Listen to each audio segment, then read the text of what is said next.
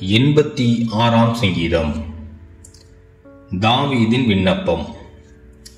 கர்த்தாவே, உமது செவியை சாய்த்து என் விண்ணப்பத்தை கேட்டருளும். நான் சிறுமையும் எளிமையுமானவன். என் ஆத்துமாவை காத்தருளும். நான் பக்தியுள்ளவன். என் தேவனே, உம்மை நம்பியிருக்கிற உமது அடியேனை நீர் ரட்சியும். ஆண்டவரே, எனக்கு இரங்கும்.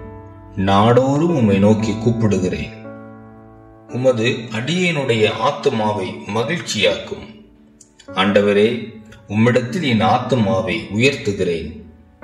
ஆண்டவரே, நீர் நல்லவரும் மன்னிக்கிறவரும், உம்மை நோக்கி கூப்பிடுகிற யாவர் மேலும் கிருபை மிகுந்தவருமாயிருக்கிறீர். கர்த்தாவே, என் ஜெபத்திற்கு செவி கொடுத்து என் விண்ணப்பங்களின் சத்தத்தை கவனியும். நான் துயரப்படுகிற நாளில் உம்மை நோக்கி கூப்பிடுவேன். நீர் என்னை கேட்டருளுவீர். ஆண்டவரே, தேவர்களுக்குள்ளே உமக்கு நிகருமில்லை, உம்முடைய கிரியைகளுக்கு ஒப்புமில்லை. ஆண்டவரே, நீர் உண்டாக்கின எல்லா ஜாதிகளும் வந்து உமக்கு முன்பாக பணிந்து உமது நாமத்தை மகிமைப்படுத்துவார்கள். தேவரீர் மகத்துவமுள்ளவரும் அதிசயங்களை செய்கிறவருமாயிருக்கிறீர். நீர் ஒருவரே தேவன். கர்த்தாவே, உமது வழியை எனக்கு போதியும். நான் உமது சத்தியத்தில் நடப்பேன். நான் உமது நாமத்திற்கு பயந்திருக்கும்படி என் இருதயத்தை ஒருமுகப்படுத்தும். என் தேவனாகிய ஆண்டவரே, உம்மை என் முழு இருதயத்தோடும் துதித்து உமது நாமத்தை என்றென்றைக்கு மகிமைப்படுத்துவேன். நீர் எனக்கு பாராட்டின உமது கிருபை பெரியது.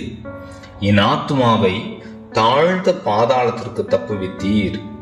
தேவனே, அகங்காரிகள் எனக்கு விரோதமாய் எழும்புகிறார்கள்.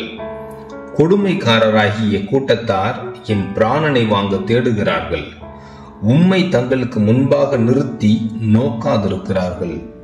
ஆனாலும் ஆண்டவரே, நீர் மன உருக்கமும் இரக்கமும் நீடிய பொறுமையும் பூரண கிருபையும் சத்தியமும் உள்ள தேவன்.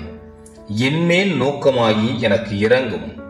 உமது வல்லமையை உமது அடியாருக்கு அருளி உமது அடியாளின் குமாரனை ரட்சியும்.